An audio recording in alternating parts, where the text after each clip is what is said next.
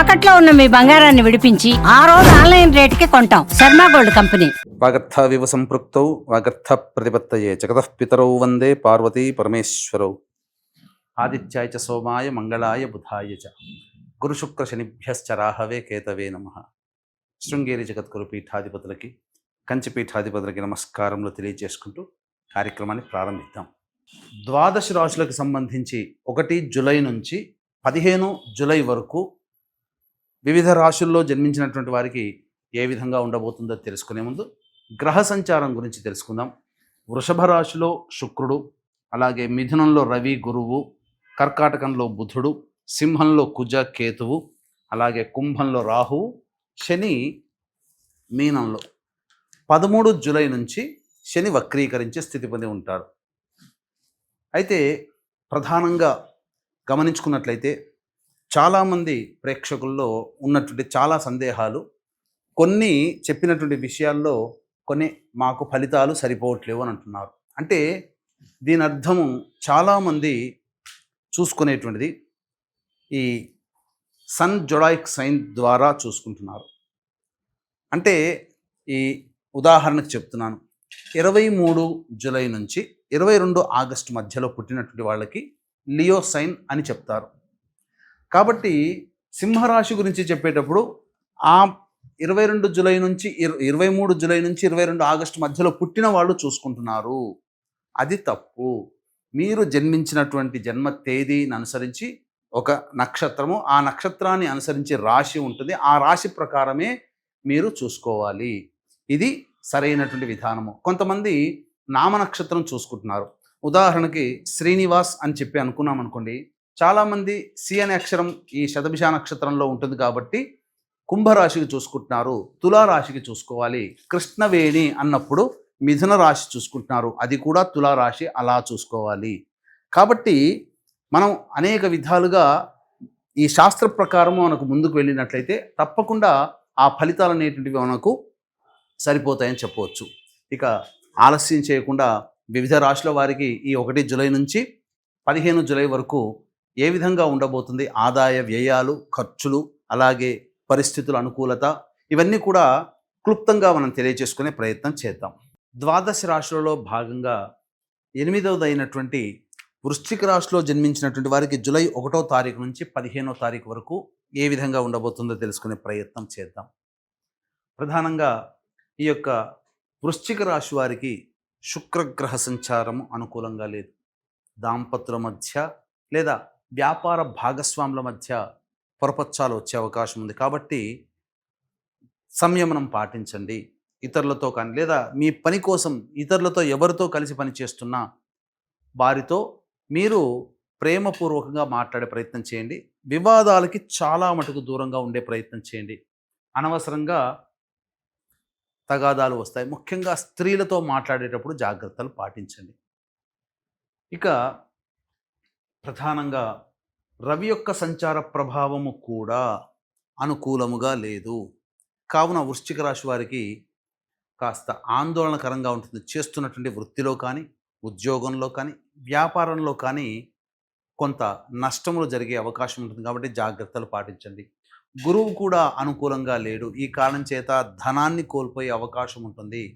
లేదా మీ దగ్గర ఉన్నటువంటి ధనాన్ని ఎవరైనా అప్పుగా అడిగితే ఇవ్వకండి, అది మళ్ళీ తిరిగి రాదు. సమయము, గ్రహాలు అనుకూలంగా లేవు. ఇక చూసుకున్నట్లయితే బుధుడు కూడా అనుకూలంగా లేడు. తండ్రి తరపు వారితో విభేదాలు వచ్చే అవకాశం ఉంటుంది. సౌఖ్యము తక్కువగా ఉంటుంది. ఏ పని చేసినా కలిసి రాకపోవడం, ముఖ్యంగా వ్యాపార విస్తరణ లేదా పెట్టుబడులకి ఈ సమయం అనుకూలంగా లేదు. కాబట్టి వృశ్చిక రాశి వారికి జాగ్రత్తలు పాటించండి. బుధుడు కూడా అనుకూలంగా లేడు. ఇక మూలిగే నక్క మీద తాటిపండు పడ్డట్టుగా ఈ కుజకేతువులు కూడా దశమ స్థానంలో సంచార ప్రభావము. ఇది ప్రధానంగా మీకు కోపతాపాల్ని తెచ్చిపెట్టే అవకాశం ఉంటుంది. అనవసరంగా చిన్న విషయానికి కూడా ఎక్కువగా రియాక్ట్ అవ్వడము, తద్వారా చాలా మటుకు సమస్యలు కొని తెచ్చుకుంటారు. ఉద్యోగములో ఈ కుజకేతు గ్రహ సంచార ప్రభావం వలన ఉద్యోగ భద్రత అనేటువంటిది ఉండదు. నిరుద్యోగస్తులు జాగ్రత్తగా ఉండాలి.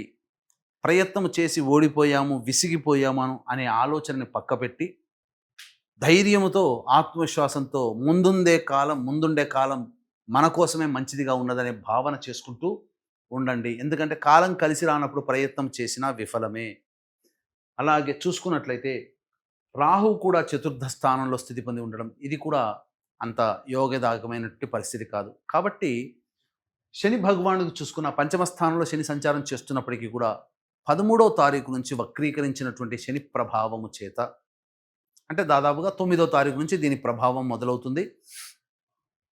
శని కూడాను అర్ధాష్టమ శని ప్రభావాన్ని కలగచేస్తాడు. వృశ్చిక రాశి వారికి అర్ధాష్టమ శని దోషం పోయింది అని అనుకుంటారు. కానీ జూలై 13 నుంచి ఆగస్టు, సెప్టెంబర్, అక్టోబర్, నవంబర్ దాదాపు 4 నెలల పాటు కూడా ఈ శని ఈ యొక్క అర్ధాష్టమ శని ప్రభావాన్ని కూడా కలగచేస్తాడు. ఏతావాత చెప్పొచ్చేది ఏమిటంటే, అసలు ఎటు చూసినా ఈ వృశ్చిక రాశి వారికి ఈ జూలై 1 నుంచి 15వ తారీఖు వరకు గ్రహాలు అనుకూలంగా లేవండి. కాబట్టి జాగ్రత్తలు పాటించండి. ఈ సమయంలో మీ జాతకరీత్యా సమయం అనుకూలంగా లేదు, గోచార రీత్యా. కాబట్టి ఎటువంటి నిర్ణయాలు తీసుకోకపోవడమే చాలా మంచిది. జాతకంలో ఎంతో గొప్ప యోగం ఉంటే తప్ప సాధారణంగా ఉండదు. ఇక సాధారణంగా ఉన్నటువంటి వ్యక్తుల పరిస్థితి, గోచారం కూడా అనుకూలంగా లేని కారణం చేత జాగ్రత్తలు పాటించాలి. నవగ్రహాల యొక్క అనుగ్రహం సంపూర్ణంగా పాటించాలి. ఇక ఈ రాశిలో జన్మించినటువంటి మహిళలు ప్రధానంగా తమ గౌరవాన్ని కోల్పోతారు. మిమ్మల్ని గౌరవించిన చోటే అవమానాలు ఎదుర్కోవాల్సినటువంటి పరిస్థితి ఎదురవుతుంది. ముఖ్యంగా ధనపరంగా సమస్యలు, అప్పు తీసుకున్న వాళ్ళు మళ్ళీ తిరిగి అప్పు ఇచ్చేటువంటి పరిస్థితి ఉండదు. వృధా కాలయాపన, మీ శ్రమ వృధా అవుతుంది తప్ప స్త్రీలకి ఎటువంటి ఉపయోగము ఈ యొక్క రాశిలో జన్మించినటువంటి వాళ్ళకి 1వ తారీఖు నుంచి 15వ తారీఖు వరకు లేదు. కాబట్టి ఏతావాత చెప్పొచ్చేది ఏమిటంటే, ప్రధానంగా ఈ యొక్క రాశిలో జన్మించినటువంటి యువతీ యువకులకి వివాహ ప్రయత్నాల్లో ఆటంకాలు ఎదురవుతాయి. కాలం అనుకూలంగా లేదు. కాబట్టి మంచి సమయం కోసం వేచి చూడండి. సంతానపరంగా అనుకున్న గురువు కూడా అనుకూలంగా లేని కారణం, సంతాన స్థానం మీద ఈ కుజగ్రహ వీక్షణ ఉండడం, ఈ కారణం చేత గర్భధారణ కలిగినటువంటి మహిళలు వైద్యుల యొక్క సలహాలు, సూచనలు పాటించాలి. లేకపోతే ఇబ్బందికర పరిస్థితులు ఎదుర్కోవాల్సినటువంటి పరిస్థితి. అయితే కొత్తగా వివాహమైనటువంటి వాళ్ళు ఈ సంబంధించినటువంటి సంతానానికి సంబంధించినటువంటి ప్రయత్నాలు మానుకోవడమే చాలా మంచిది. ఇక అన్ని విధాలుగా చూసుకుంటే ఏ గ్రహం కూడా అనుకూలంగా లేని కారణం చేత ధైర్యంగా ముందడుగు వేస్తూ దేవతా అనుగ్రహాన్ని పొందే ప్రయత్నం చేయాలి. ఇక్కడ గుర్తుపెట్టుకోవాలి, గ్రహాలు అనుకూలంగా లేనప్పుడు దేవతానుగ్రహాన్ని పొందితే గ్రహాలన్నీ కూడాను అనుకూలంగా ఉంటాయి. అట్లీస్ట్ చెప్పాలి అని అంటే ఇచ్చే అశుభ ఫలితాల శాతం తగ్గుతుంది. తద్వారా చాలా మటుకు బయటపడతారు.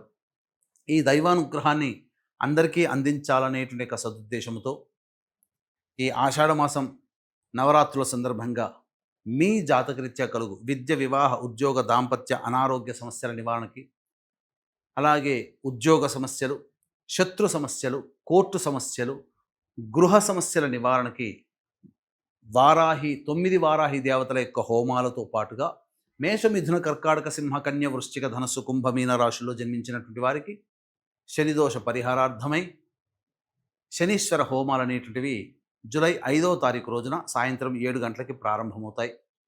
కావున జూలై 5 సాయంత్రం 5 గంటల లోపల గోత్రనామాలు నమోదు చేసుకోవచ్చు. ఈ కార్యక్రమంలో నమోదు చేసుకున్నటువంటి వారికి శక్తిపాతము చేయబడినటువంటి శంకరుంగలి మాలని మీకు ఇవ్వడం జరుగుతుంది. ఇక జూలై 1వ తారీఖు నుంచి 15వ తారీఖు వరకు రోజువారీ కార్యక్రమాల్లో ఏ విధంగా ఉండబోతుందో తెలుసుకుందాం. గ్రహ సంచారం అనుకూలంగా లేదు అని చెప్పాం, కానీ కొన్ని రోజుల్లో కొంత వెసులుబాటు, కొంత తగ్గుదల, ఇబ్బందులు తగ్గుదల అనేటువంటివి ఉంటాయి. అవి ఏంటో తెలుసుకుందాం. 1వ తారీఖు రోజున 2, 3 తారీఖుల్లో చేస్తున్నటువంటి వృత్తి, ఉద్యోగ, వ్యాపారాల్లో కాస్త ఉపశమనం లభిస్తుంది. ధనపరమైనటువంటి సమస్యలు తీరుతాయి. ధనాదాయం ఉంటుంది.